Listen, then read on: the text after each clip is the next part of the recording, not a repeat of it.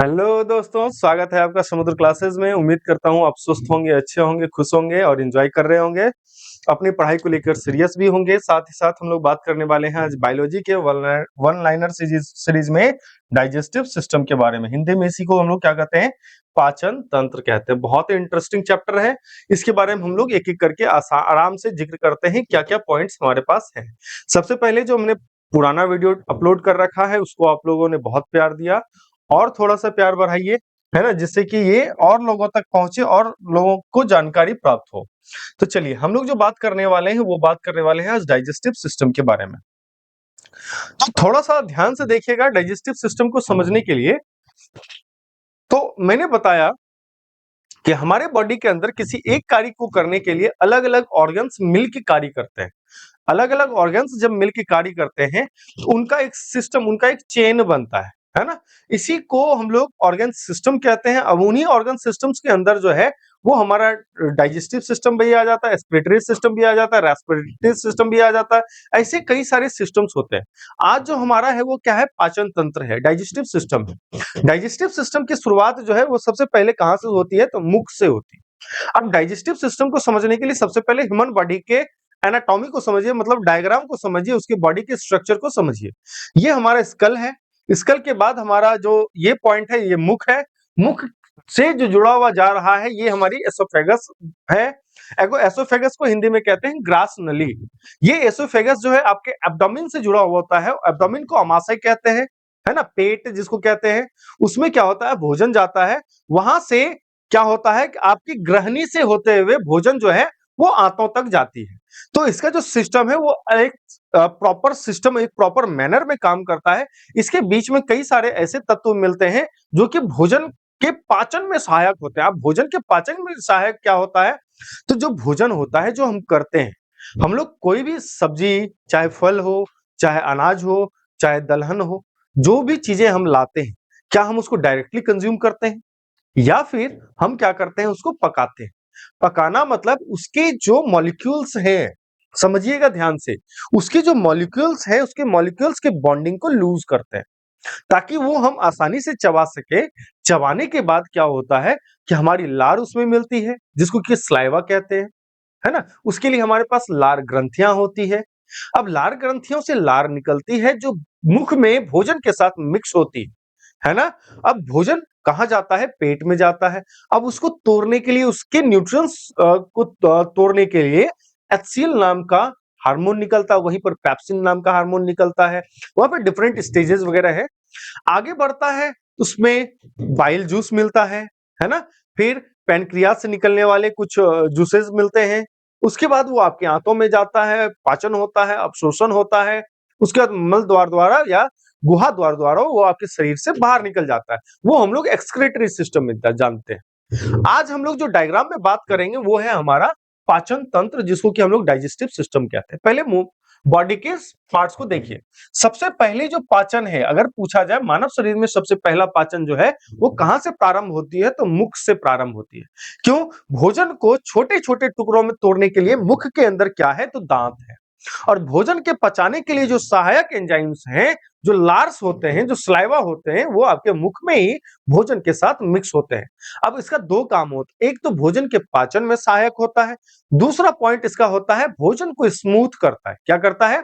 भोजन को स्मूथ करता है, जिससे कि आपका जो ये एसोफेगस वाली नली है, उस एसोफेगस वाली नली में वो कहीं जाकर ना चिपके, है ना? अगर चिपकेगा तो परेशानी होगी, क्योंकि ये एसोफेगस और आपकी जो स्वर तंत्र है, आपकी जो सांस वाली है, जो फेफड़े में जाने वाली जो रास्ते हैं, वो आपके भोजन के रास्ते से कहीं ना कहीं अटैच्ड होता है। कभी कभी आप खाते वक्त जब चढ़ जाता है तो नाक से चावल निकल जाता है। इसका कारण क्या है? तो खाते वक्त अगर वो जो जिससे हम श्वास लेते हैं वो द्वार अगर खुले हुए रह जाए तो भोजन जो है वो नाक से निकल जाती है ना? तो भोजन का पाचन प्रमुख जो है वो कहां से प्रारंभ होती है? तो मुख से होती है, गुहा मुख द्वार से होती है। उसके बाद यहां पर देखिएगा, ये मुख है हमारा। उसके बाद यहां पर क्या हमारा? ग्रसनी है ना? क्या है? ग्रसनी है, ग्रहण करने वाला है ना? लेरे उसके बाद ये जो देख रहे हैं आपको, इसको कहते हैं ग्रास नली। ये जो पॉइंट है इसको कहते हैं ग्रास नली। यहीं पर आपका स्लाइवा को निकालने के लिए स्लाइवरी ग्लैंड होता है ना, स्लाइवरी ग्लैंड होता है ना, मुख के नीचे में ही एक स्लाइवरी ग्लैंड होता है जिससे कि यहां पर एक्सक्रीशन होता है स्लाइवा का। उसके बाद देखिएगा कि जो भोजन ग्रासनली से निकला वो आपके एब्डोमेन में जाता है। कहां जाता है? एब्डोमेन में जाता है, जिसको कि स्टोमैक भी कहते हैं, अमाशय भी कहते हैं। उसके बाद यहां पर देखिएगा तो यहां पर आपको मिल जाएगा पित्ताशय, गल ब्लैडर जिसको कहते हैं, पित्ताशय मिल जाता है ना। उसके ऊपर में क्या है? ये आपका यकृत है, लीवर है। क्या है? आपका लीवर है। उसके बाद आपको यहां पर जो है एक अग्नाशय मिल जाता है जिसको कि हम पैनक्रियाज कहते हैं। क्या कहते हैं हम लोग? पैनक्रियाज कहते हैं, अग्नाशय कहते हैं, है ना, जहां पर से इंसुलिन निकलता है, आपको पता ही होगा।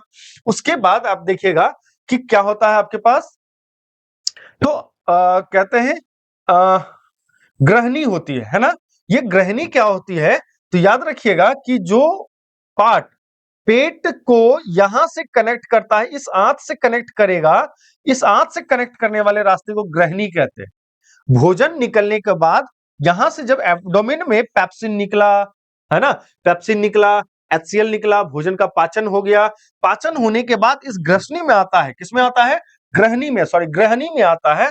और इस ग्रहणी के अंदर ही इस पेनक्रियास से निकलने वाले एंजाइम्स और लीवर से आने वाले और इस बाइल से आने वाले पित्ताशय जो गल ब्लैडर है, इससे आने वाले जो जूसेस वगैरह होते हैं वो इसी में ग्रहणी में ही भोजन के साथ मिक्स होते हैं, जो कि बाद में क्या होता है, यह आपके आंतों तक पहुंचता है। कहां तक पहुंचता है? आंतों तक पहुंचता है। अब यहां पर देखिएगा ये जो है ना, ये क्या है? आरोही बड़ी आंत है ना।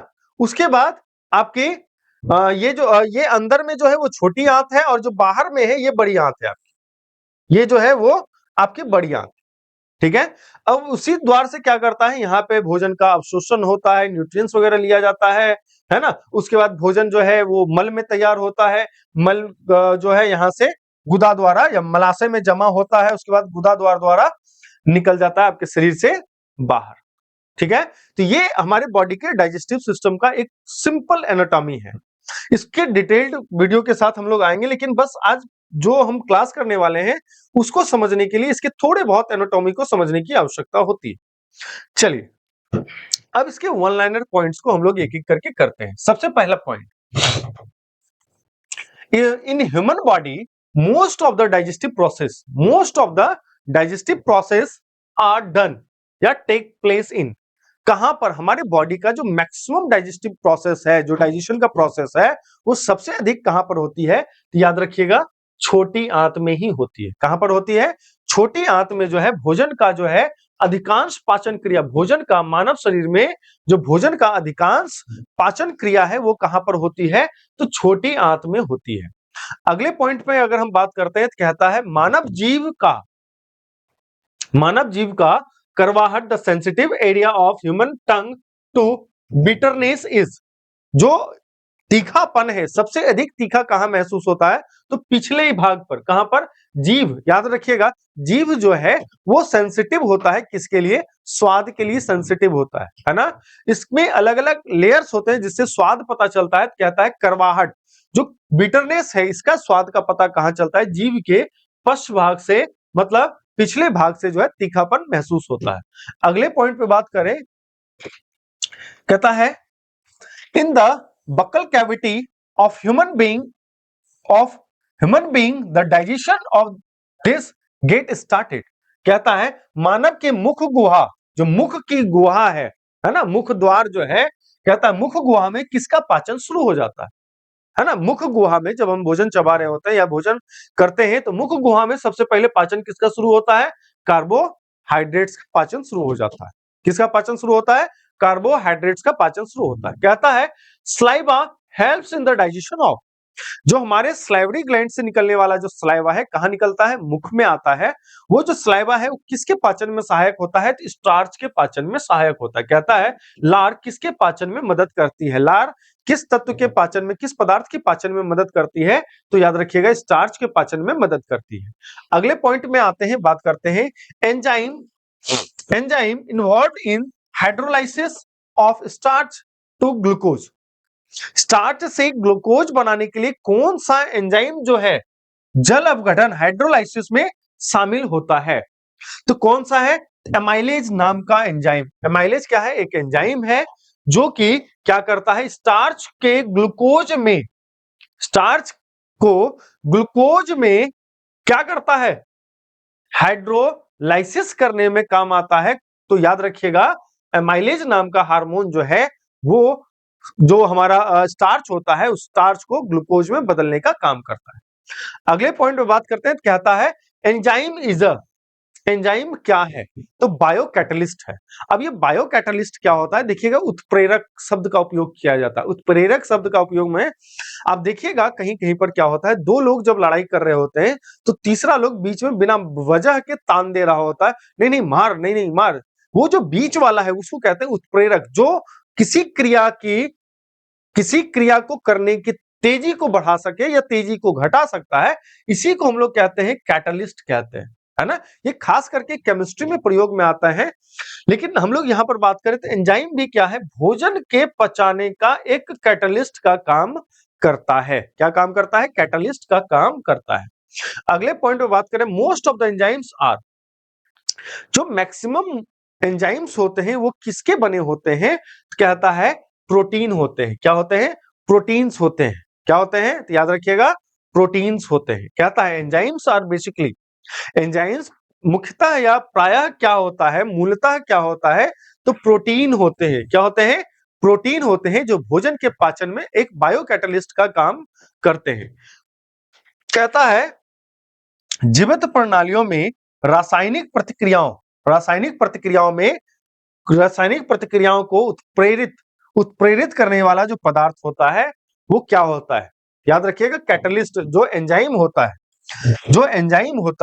वो एज ए कैटलिस्ट वर्क करता है। हमने जस्ट बताया कि बायो कैटलिस्ट है। एंजाइम क्या है? एक बायो कैटलिस्ट है। कहता है substance which are responsible for the catalysing chemical reactions in living system. जो लिविंग जीवित जीव है उसमें कैटलाइजिंग का काम, उत्प्रेरक का काम जो है वो कौन करता है केमिकल रिएक्शन के दौरान? तो याद रखिएगा एंजाइम, क्योंकि इसी को क्या कहा था हमने, तो इसको हमने कहा था बायो कैटलिस्ट कहा था।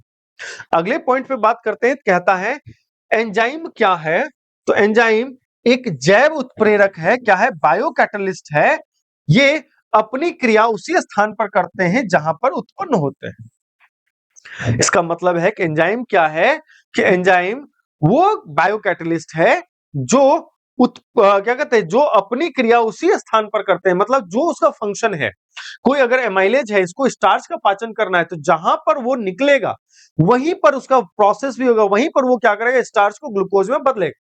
तो कहता है कि एंजाइम क्या है, वे जैव उत्प्रेरक हैं, ये अपनी क्रिया उसी स्थान पर करते हैं जहां से ये उत्पन्न होते हैं, जहां पर ये निकलते हैं, सिक्रीट होते हैं, वहीं पर इसका काम होता है, वहीं से काम शुरू कर देते हैं। चलिए अगले पॉइंट पे बात करते हैं। कहता है ग्लूकोज को इथेनॉल में बदलने में उत्प्रेरक का काम करने वाला एंजाइम, जो ग्लूकोज होता है उसको इथेनॉल में बदलने वाला जो उत्प्रेरक, जो कैटलिस्ट होता है, वो कैटलिस्ट का काम करने वाला कौन सा एंजाइम होता है? तो याद रखिएगा जाइमेज नाम का जो एंजाइम होता है। अभी हमने एमाइलेज पढ़ा था। एमाइलेज क्या कर रहा है? स्टार्च को ग्लूकोज में बदल रहा है। तो ग्लूकोज को किसमें? इथेनॉल में बदलने के लिए जो एंजाइम्स की जरूरत होती है उसका नाम क्या है? जाइमेज नाम का एंजाइम जो है वो क्या कर रहा है? ग्लूकोज को इथेनॉल में कन्वर्ट करने का काम करता है, कन्वर्जन करता है। अगला पॉइंट में बात करें, इसका उत्पादन यकृत का कार्य है। किस चीज का उत्पादन यकृत करता है? यकृत मोस्टली जो है यूरिया का उत्पादन करता है। किसका उत्पादन करता है? यूरिया का उत्पादन करता है। Production of this is a function of क्या? लिवर का मेन काम क्या है? यूरिया का फॉर्मेशन कर देता है। अगले पॉइंट पे बात करें, कहता है डाइजेशन ऑफ लिपिड का पाचन किसकी उपस्थिति में होता है? लिपिड जो होता है उसका पाचन जो है वो किसकी उपस्थिति में होता है? तो याद रखिएगा बाइल जूस, जिसको कि बाइल एसिड भी कह सकते हैं, बाइल एसिड और लाइपेज नाम का जो एंजाइम होता है, कौन कौन सा?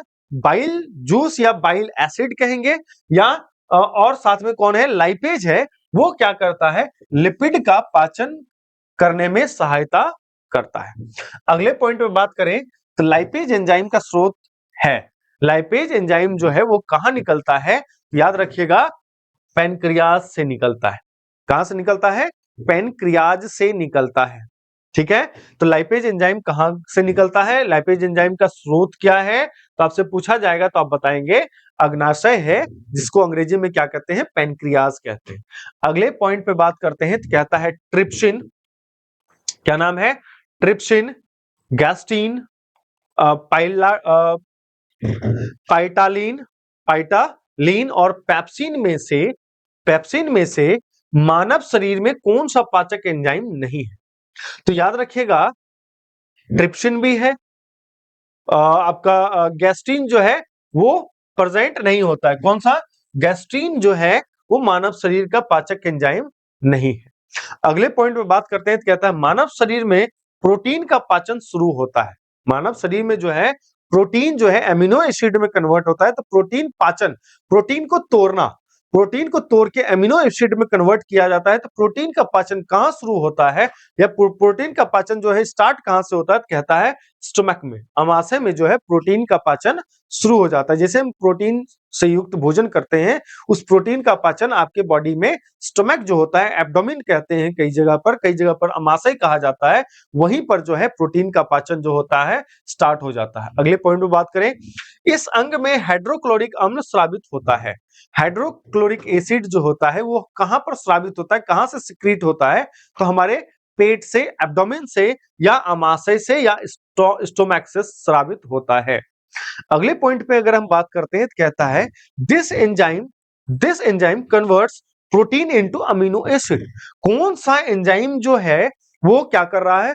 प्रोटीन को तोड़ के, प्रोटीन का डाइजेशन जब होगा तो प्रोटीन को तोड़ के अमीनो एसिड में कन्वर्ट किया जाता है। तो प्रोटीन के पाचन में कौन सा एंजाइम जो है वो सहायक है? वो कहां से निकलता है? अमाशय में। कहां से? अमाशय से।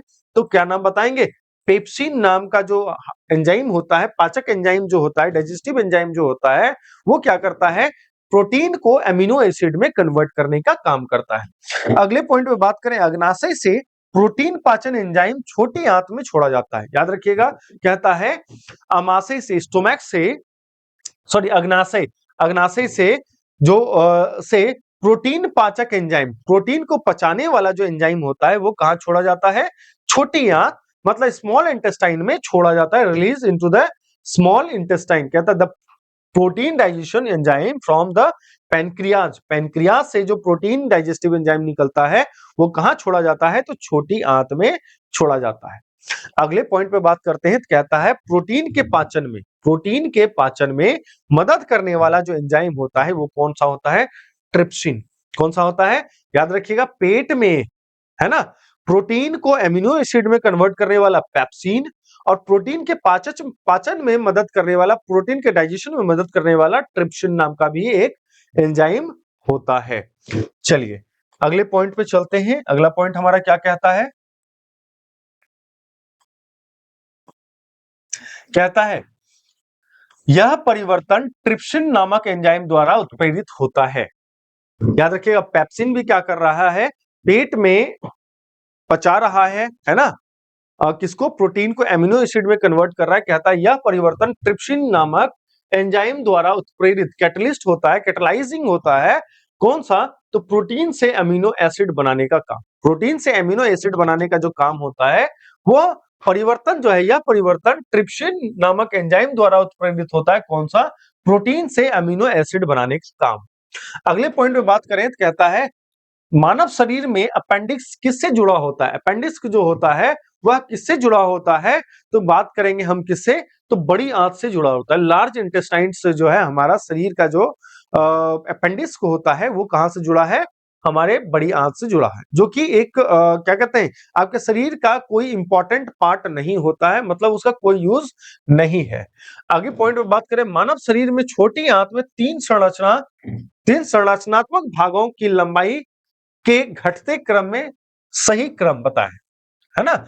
अब देखिएगा, कहता है the correct sequence in decreasing order, धीरे कम हो रहा है, डिक्रीजिंग ऑर्डर में है, of the length of three structural part, तीन स्ट्रक्चरल पार्ट का डिक्रीजिंग ऑर्डर है किसमें? स्मॉल इंटेस्टाइन इन ह्यूमन बॉडी। याद रखिएगा, इलम, इलम है ना, इलियम भी कहते हैं, इलियम, जेजुनम, जेजुनम और डुओडेनम, डुओडेनम। ठीक है, अगले पॉइंट पे बात करते हैं। मानव शरीर सेलुलोज के पाचन में असमर्थ है। मानव शरीर जो है वो जो सेलुलोज होता है उसके पाचन में असमर्थ है। मानव शरीर जो है सेलुलोज का पाचन नहीं कर सकता है। अगले पॉइंट पे बात करें, स्टार्च अपघटक एंजाइम, डिग्रेडिंग एंजाइम, डाइस्टेट्स, डाइस्टेट्स मानव शरीर में पाया जाता है। कहता है स्टार्च अपघटक एंजाइम जो होता है क्या है? डाइस्टेट्स जो है वो ह्यूमन बॉडी के अंदर पाया जाता है।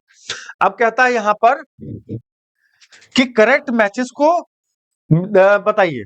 तो सबसे पहला क्या है? टाइलिन। टाइलिन क्या है? पाचक एंजाइम है जो स्टार्च का पाचन करता है। किसका डाइजेशन करता है? स्टार्च का डाइजेस्ट स्टार्च। स्टार्च के डाइजेशन में कौन काम करता है? तो टाइलिन नाम का काम करता है। उसके बाद पेप्सिन आता है। पेप्सिन क्या करता है? तो प्रोटीन का पाचन। मैंने बताया पेप्सिन कहां पे है? तो पेट में है। ट्रिप्सिन जो है छोटी आंत में हो गया। याद रखिएगा, ट्रिप्सिन कहां पर होगा? तो छोटी आंत में होगा, है ना।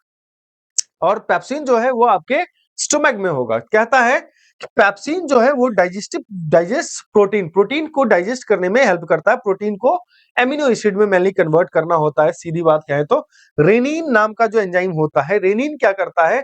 कन्वर्ट्स एंजियोटेंसिनोज, टेंसिनेजेन, है ना, एंजियोटेंसिनोजेन को एंजियोटेंसिन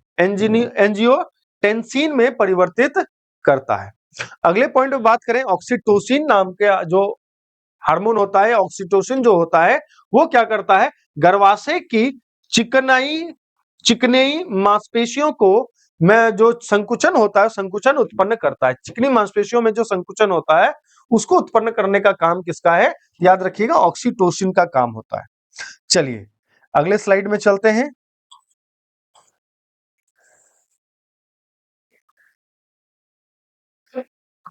कहता है correct message as follows. Vitamin किस क्या है? कैरोटीन जो है वो एक विटामिन है। कैरोटीन क्या है? एक विटामिन है। एंजाइम, पेप्सिन क्या है? एक एंजाइम है। उसके बाद हार्मोन, प्रोजेस्टेरोन क्या है? एक हार्मोन है। अगर बात करें प्रोटीन, केराटिन क्या है? एक प्रोटीन है। आगे केराटिन कहां होता है? बालों में। कहां होता है? बालों और नाखूनों में पाया जाता है। अगले पॉइंट पे बात करते हैं, शरीर में अतिरिक्त ग्लूकोज ग्लाइकोजन में परिवर्तित होकर कहां संग्रहित होता है? तो याद रखिएगा, लीवर में। जो बॉडी के अंदर एक्स्ट्रा ग्लूकोज होता है, जब वो नहीं यूज होता है, जब उसका यूज खत्म हो जाता है, कि मान लीजिए आपने भोजन किया और ग्लूकोज बना, एनर्जी बना, वो ग्लूकोज यूज नहीं हुआ, फिर से हमने दोबारा खा लिया, फिर से दोबारा ग्लूकोज बन गया हमारे शरीर में। जो एक्स्ट्रा ग्लूकोजेस होते हैं वो क्या होता है? लीवर क्या करता है? उस ग्लूकोज को ग्लाइकोजन में कन्वर्ट करके स्टोर कर देता है for the future perspective. Future में उस एनर्जी को यूज करने के लिए ग्लूकोज का ग्लाइकोजन में बदलना जो है वो कहां होता है? यकृत में होता है। आगे के पॉइंट में बात करेंगे तो कहता है ऊर्जा यकृत और मांसपेशियों में किसके रूप में संग्रहित होता है? ऊर्जा जो है, एनर्जी जो है, हमारे लिवर और मसल्स में किस रूप में संग्रहित होता है? तो याद रखिएगा कि अभी हमने बताया जो हम एनर्जी यूज नहीं कर पाए, जो ग्लूकोज यूज नहीं कर पाए, यकृत क्या किया? उसको ग्लाइकोजन में कन्वर्ट कर दिया, और ग्लाइकोजन में कन्वर्ट करने के बाद उसको स्टोर कर दिया फॉर फ्यूचर, भविष्य के लिए उसको स्टोर करके आपके बॉडी के अंदर रख दिया। तो मांसपेशी और यकृत जो लीवर है उसमें किस रूप में संग्रहित होता है ऊर्जा? तो ग्लूकोज किसमें कन्वर्ट हुआ? ग्लाइकोजन में। तो ग्लाइकोजन में कन्वर्ट होके हमारे मांसपेशियों और यकृतों में जो है ऊर्जा फ्यूचर के लिए संग्रहित रहती है। जब हम बहुत देर तक नहीं भोजन करते हैं तो यही ग्लाइकोजन जो है आपको एनर्जी देते रहता है। चलिए अगले पॉइंट पे बात करते हैं। 10 दिनों से अधिक उपवास करने पर यकृत पर क्या प्रभाव पड़ता है? जो लीवर है, अगर हम 10 दिन तक लगातार उपवास करते हैं तो हमारे लीवर पर क्या इफेक्ट पड़ता है? तो कहता है कि यकृत में ग्लूकोज का स्तर कम हो जाता है। यकृत में क्या होता है? ग्लूकोज का स्तर कम हो जाता है, ग्लूकोज का लेवल क्या होता है, डाउन हो जाता है। जैसे मैंने बताया यकृत क्या किया, आपके बॉडी के अंदर जो एक्स्ट्रा ग्लूकोज है उसको ग्लाइकोजन में कन्वर्ट किया, एनर्जी बना दिया, फॉर फ्यूचर के लिए कर दिया, तो वो जो है यूज करना शुरू होगा। मैंने बताया कि जब आप भूखे रहते हैं बहुत दिन तक तो क्या होगा, उसी ग्लाइकोजन को वापस ग्लूकोज में बना के मतलब एनर्जी की फॉर्म में आपके बॉडी को दे दिया जाता है। तो क्या होगा कि यकृत जो होगा, अगर हम ज्यादा दिन तक नहीं खाएंगे तो लिवर में हमारा एनर्जी जो ग्लूकोज है वो कम हो जाएगा। अगले पॉइंट पे बात करते हैं, मानव पित्ताशय में मौजूद पथरी, जो मानव के पित्ताशय होता है, पित्ताशय गल ब्लैडर जो होता है उसमें जो पथरी स्टोन्स होते हैं, वो स्टोन्स मुख्य रूप से किसके पाचन से प्रभावित होते हैं, है ना, याद रखिएगा फैट्स के, किससे, फैट्स, ठीक है। कहता है the stones present in human गल bladder primarily affected the digestion of, है ना, मानव के शरीर में अगर मान लीजिए किसी के गल ब्लैडर में अगर कोई स्टोन है, उस स्टोन के कारण मानव शरीर में जो पाचन को प्रभावित करने वाला जो पदार्थ होगा, भोजन के किस पार्ट को नहीं पचा सकेगा, तो कौन सा, फैट्स को, मतलब उसको अगर आप फैट दीजिएगा तो वो उसको पचा नहीं पाएगा।